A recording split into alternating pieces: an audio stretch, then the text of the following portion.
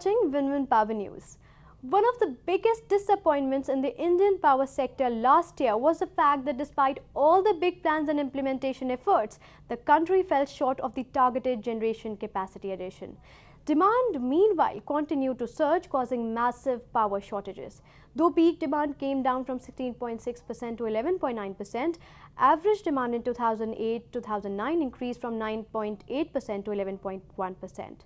The severe power crunch during the summer stretched the entire power sector machinery. Now we'll take a look at the challenges faced by the industry.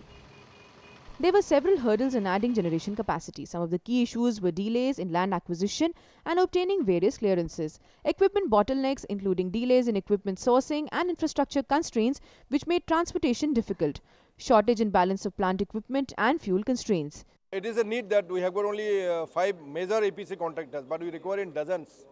We have large number of stations are being built, so 5 or 6 EPC is not sufficient.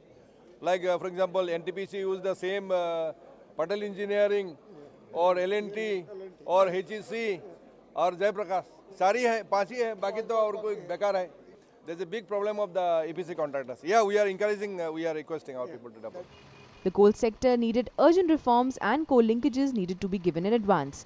Gas availability and pricing continued to be uncertain.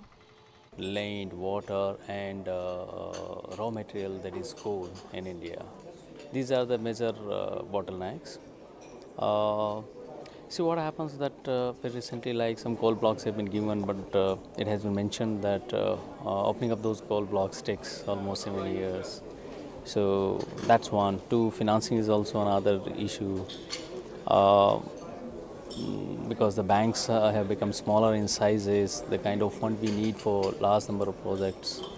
And these are the issues which are taking longer time and various kind of government approvals. Transmission projects suffered from procedural wrangles and right-of-way issues. Private sector participation could have been better. Then while open access was allowed in principle, power flow did not take place either due to lack of surplus transmission capacity or shortages, as the states disallowed power to flow outside the state. On open access, we have given our report in the Planning Commission. It had been considered by the ministry. They are all supporting it. The question is, there are a number of recommendations which we have made. We hope that the task force recommendations will be implemented. We strongly support this open access. The lack of viability at the distribution level was also an issue. Power theft and poor networks continued to keep losses above the 30% mark.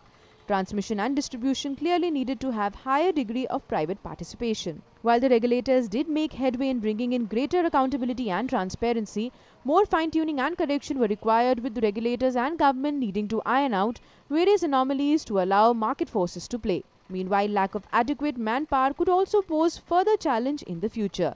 The sector is looking for talent from top managers, project managers and engineers to O&M staff supervisors, as well as skilled and unskilled labour. 10 years ago, the sector was riddled with multiple deep-rooted problems. The sector has since come a long way. The gaps are finally closing, the policymakers are moving in the right direction, and the sector today is more open, vibrant and market-driven. The goal now is simple, though ambitious, to make reliable power more affordable and available to all people in the country. This, of course, can happen only when enough power is produced, when the remotest village in the country is electrified, and when the power networks and systems are robust. What is needed above all is the will to pursue the target with aggressive determination.